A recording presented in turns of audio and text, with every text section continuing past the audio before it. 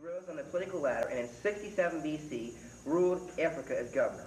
His plans to take the consulship in 65 BC were foiled when he was not allowed to run on account of the, quote, oppression with which he ruled Africa, unquote.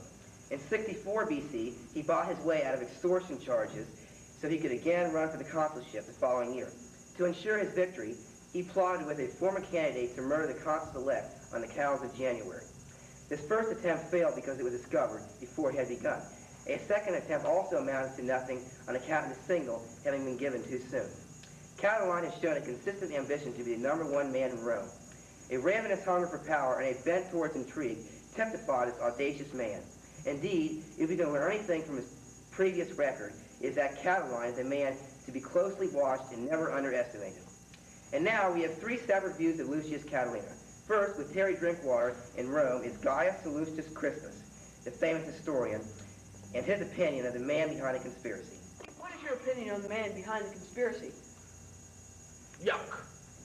Thank you, Mr. C, for those insightful comments on this crisis. Now, back to you, Ted. Right here in our own studios, we have Catiline's ex-wife for another opinion. I really love the guy till he killed our son and married that bimbo. Faisalo, where Bob Schieffer is standing with Manlius and the entire army of Catiline ready to march on Rome. Thank you, Ted. I'm currently standing here with Manlius and the entire army of Catiline, ready to march on Rome. So, General, what are your thoughts on this man, Catiline? Well, in all our years together, we always thought about being consuls, as every good Roman boy does. And well, you know how other kids play army? Well, we play kill the people and destroy the republic, things like that. So we go throughout the entire neighborhood, killing small... Oh, thank you, General. Back to you, Ted. That's Quickly! a fast-breaking yet related story. Well, actually, it's a fast-related story from last night. Over to you, Geraldo. Thank you, Ted. This is Geraldo Rivera, and I'm currently undercover of the night at Porcius Lyca's house on Scythemaker Street, where Catiline is having a secret meeting. Our crack film crew got here early and set up a hidden camera.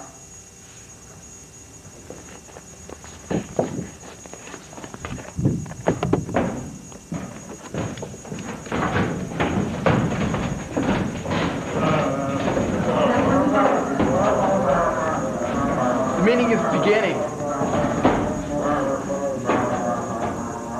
As you can see, Catiline is exhorting his comrades. Exhort! Exhort! Exhort! Oh my God, it looks as if Catiline is designating Cornelius and Morguntius to go to Cicero's house at daybreak and assassinate him. Hey, you two. Cornelius and Morguntius. Why don't you get to Cicero's house at daybreak and assassinate him? All right. Hi, I'm Quintus Curius, and I'm leaving ahead of schedule. It seems as if Quintus Curius is leaving ahead of schedule.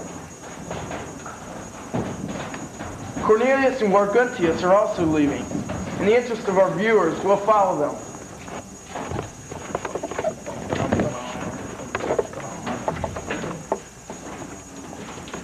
They're walking.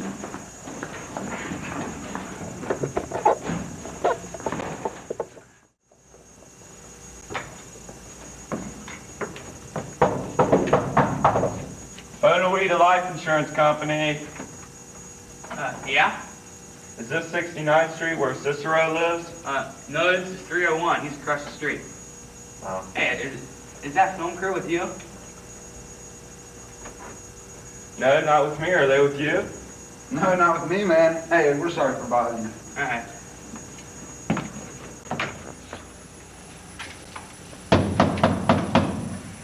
We the life insurance company. Damn, it's bolted shut. I wonder how he found out about us. It seems as though Cicero's door is bolted shut.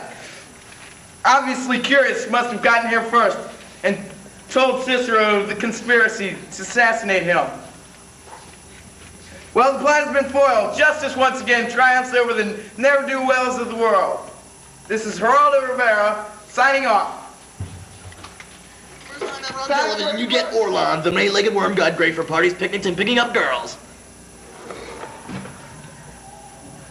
I was a loser till I got Orlon, the many-legged worm god. Now I score left and right. That's right. How much did you pay for Orlon, the many-legged worm god? Wait, don't answer. If you order now, you also receive this 66 BC calendar with 12 full-color pictures of Orlon, the many-legged worm god. Now, how much did you pay? 300 sesterces? Don't answer yet, because also included is a commemorative shoehorn of the Gaelic invasion and autographed by, you guessed it, Orlon, the many-legged worm god. Also, the incredible Orlon sacred knife set. When your friends keep taking you off streets with these or just killing your firstborn, you'll be the talk of the neighborhood. Now you say 400 sesterces, 500? No, not yet. Order now and you'll also receive a combination bottle cap opener, potato peeler, pizza cutter, 4-function digital sundial, and gladiator sword. Officially sanctioned by the Orlon, the many-legged worm god fan club. Yes, you get all this for less than 20 sesterces. And if you order in the next 15 days, you get a Stone Age walk, no stick, cook your Christians in style with cooking utensils, plus a free velvet wall hanging of Orlon, the many-legged worm god. We also have a limited number of slightly damaged factory reject college slave girls.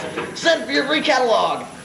Just send 1995 to Worm God, P.O. Box, XIX, Rome, Italy, CCCCC. Order now. Not completely satisfied, you'll get a complete refund. But keep the slave girls, please. Worm God, P.O. Box, XIX, Rome, Italy, CCCCC. That's Worm God, P.O. Box, XIX, Rome, Italy, CCCCC. Are interested in how this crisis has affected the man on the street. We've sent Roger Mudd to the street to find out what the man on it says about what's happening in it. Over to you, Roger.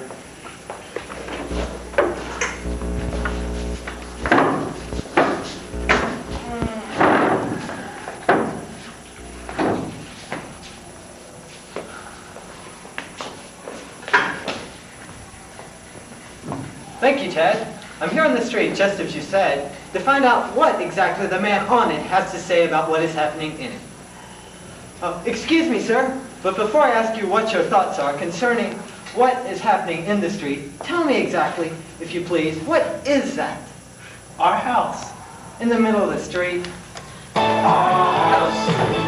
In the middle of our street. Our house. In the middle of our street. Our house. In the middle of our street. Our house.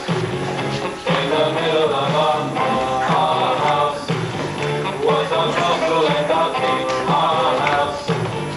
In the middle of our street. Our house. That was where we used to sleep. Our house. In the middle of our street. Our house. Well, luckily we have another man on the street as well. Sir, do you consider yourself an informed individual concerning the events of Rome? Yeah. What are your thoughts on the recent conspiracy? What conspiracy? Well, the one by Catilinian against Rome, of course. Oh, it was bad. What are your thoughts on Catilinian? You? The leader of the conspiracy, naturally. Oh, he's bad. What are your thoughts on that eloquent speech delivered by Cicero, that great orator, in the temple of Jupiter Stator? I don't know who you're talking about. Cicero, the consul. Obviously. Oh.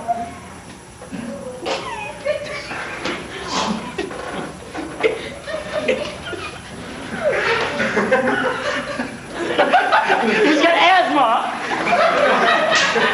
Paramedic, get some paramedics in, calm him down, keep it going. Rip his shirt up!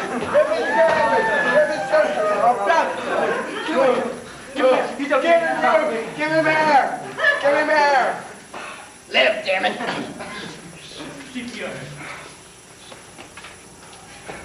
He's bad. It was eloquent. Oh, I mean, it was it was good. What are your thoughts on the recent price increase at the Coliseum? Price increase? Imagine this situation. Many people are packed into the Coliseum. There is no fluff between any of them. Billions and billions of dollars are made. Besides, the social economic factors of the Roman superstructure cannot handle the jump in taxes. The stock market would be destroyed, and there would be a depression.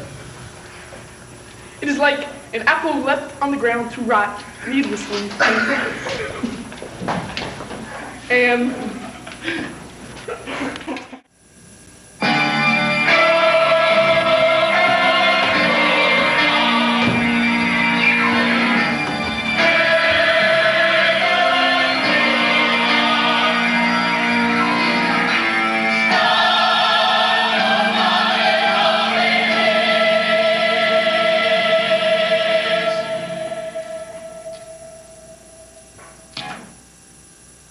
Where's the beef?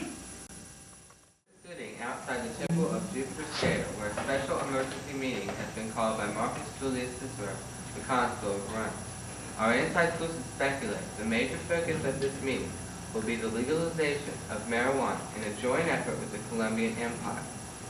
Also on the agenda is the short, not terribly important speech concerning Catiline and the possible total destruction of the entire civilized world. Speaking of civilization, where would we be without Tyson chicken? It's plump, juicy, and great for picnic. By the bucket, barrel, lobster piece, Tyson chicken is a feast. And now for a special pleasure for Cicero featuring our own Rod Rabbit. Nobody does it better. Makes me feel sad for the breast. Nobody does it quite the way you do. Baby, you're the best. Marcus Tullius Cicero, the head of Rome, and his press agent and speechwriter. So tell us, sir, with all the distress that has beset our city beautiful, the question burning in all fair Roman minds is, where'd you get that lovely toga? It was given to him by the infamous Lesbia in exchange for advertising. Her shop is on the corner of the Via Flaminia and the Via Sacra. She runs the best little toga shop in town. But in all seriousness, sir, what is next for Marcus Tullius Cicero? Having been about to be killed by that oh-so-evil Catiline, he has reinforced himself with more and better guards to protect the good and honorable senators. He has taken steps. Okay, well, as you can see, Cicero has things well in hand. Now, back to you, Ted. Welcome, wrestling fans, to Tag Team Gladiators. For the main event, in this corner, the two brothers from Southern Italy, weighing at a combined weight of 750 pounds, the Flying Garbanzos!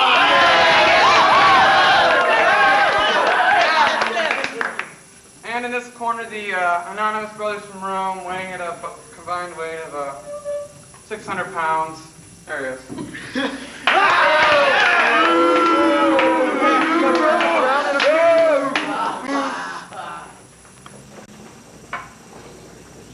He doesn't think we're any good. He doesn't even know our names. To them, we're just two more gladiators. Hey, you! half-life beer. With Corymbus.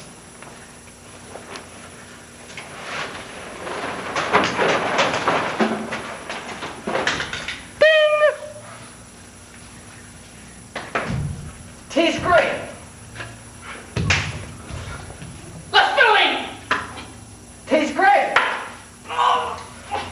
Plus one! Tastes great. Oh yeah, we'll shoot.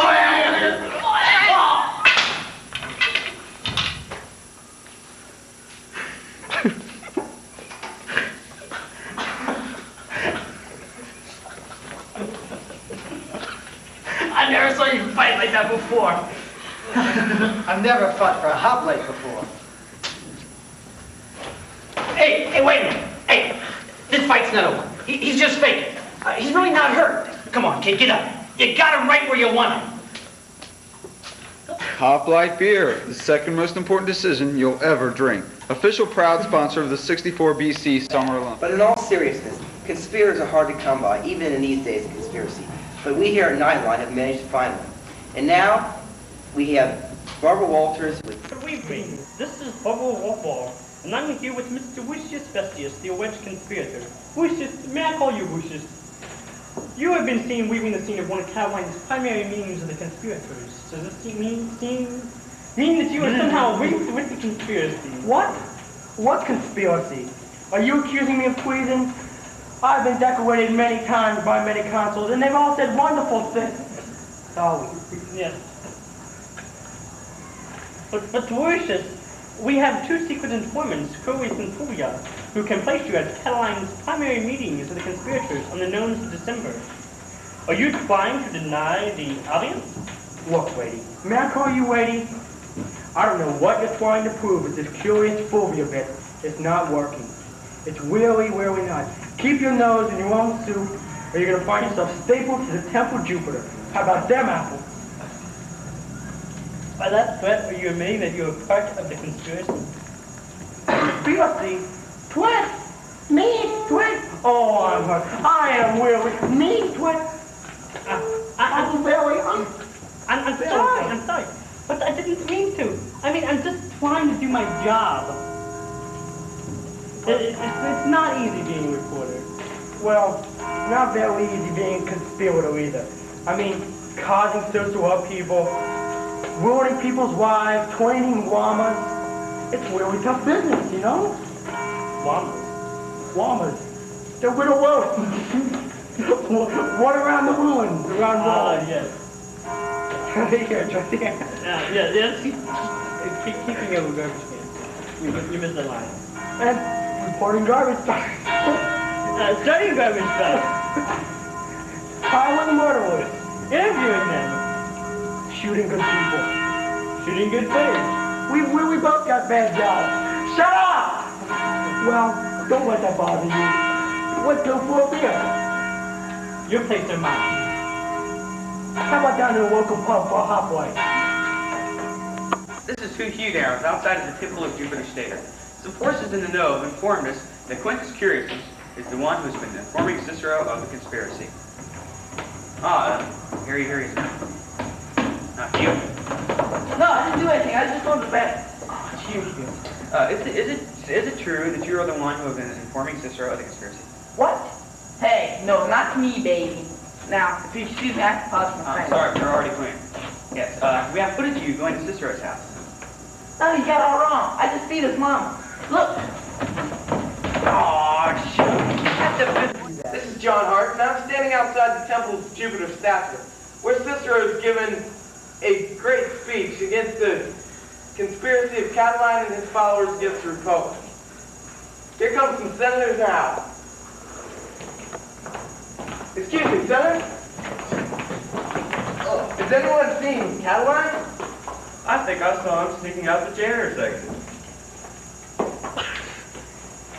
Oh, yeah. So, how did you like Cicero's speech?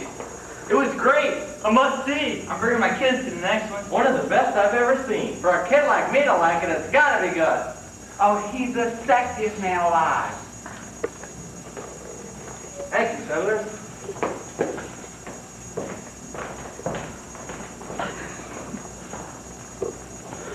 Over the past few weeks, you've heard so much about Catiline.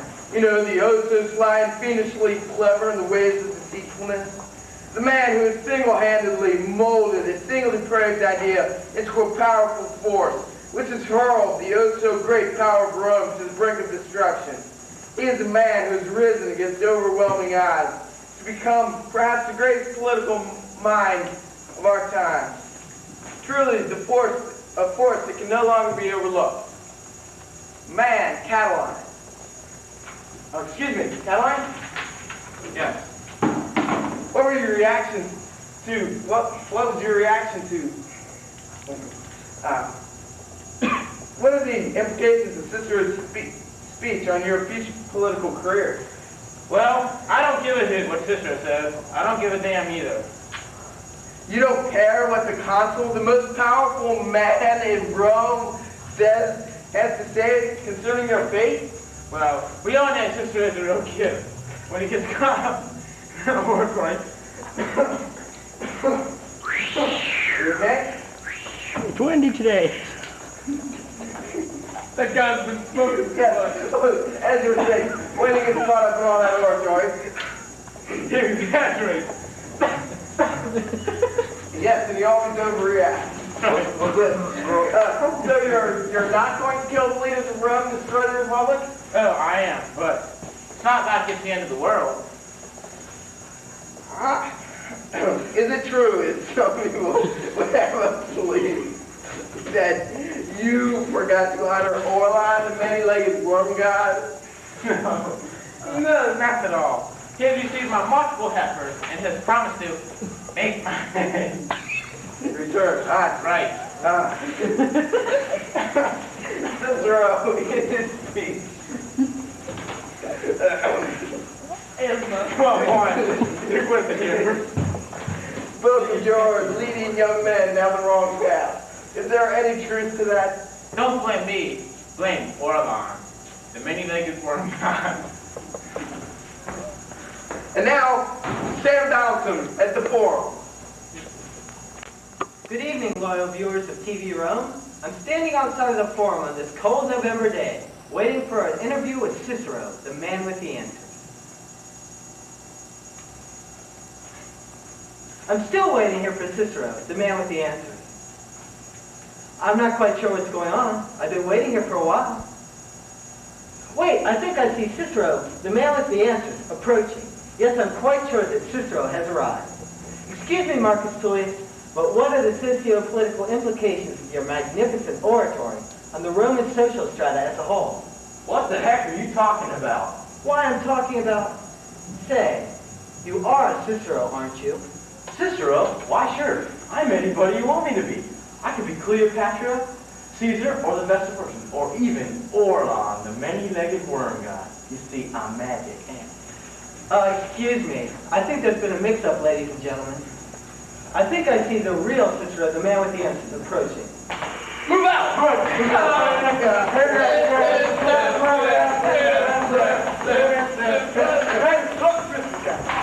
Alright, looks okay to me, guys. Excuse me, Excuse me, Marcus Tullius. But what are the socio-political implications of your magnificent oratory and the Roman social strata as a whole? What the heck are you talking about? Why, I'm concerned about how your speech might affect Roman politics and the current disruption of the social norm. I don't know nothing about no social norm. Any of you guys know anybody by the name of Norm? No. But I'll tell you one thing for sure. I sure got that Catilinian fella real riled up. I never seen a man so ready to make a mess in his own britches. Be that as it may, you must have some concern of the defendant's reaction to your daring and ostentatious speech. He sure does talk funny, don't he, boy? Well, it's about time I'll be moseying along. You know, I got to go to get my tickets for the chariot pull tonight down at the Coliseum. You know something, boys? I think I'm as lonesome as a Vestal Virgin on prom night. Where'd I leave old Orlon, huh? I think I got to get my girl Elvira in the mood, you know.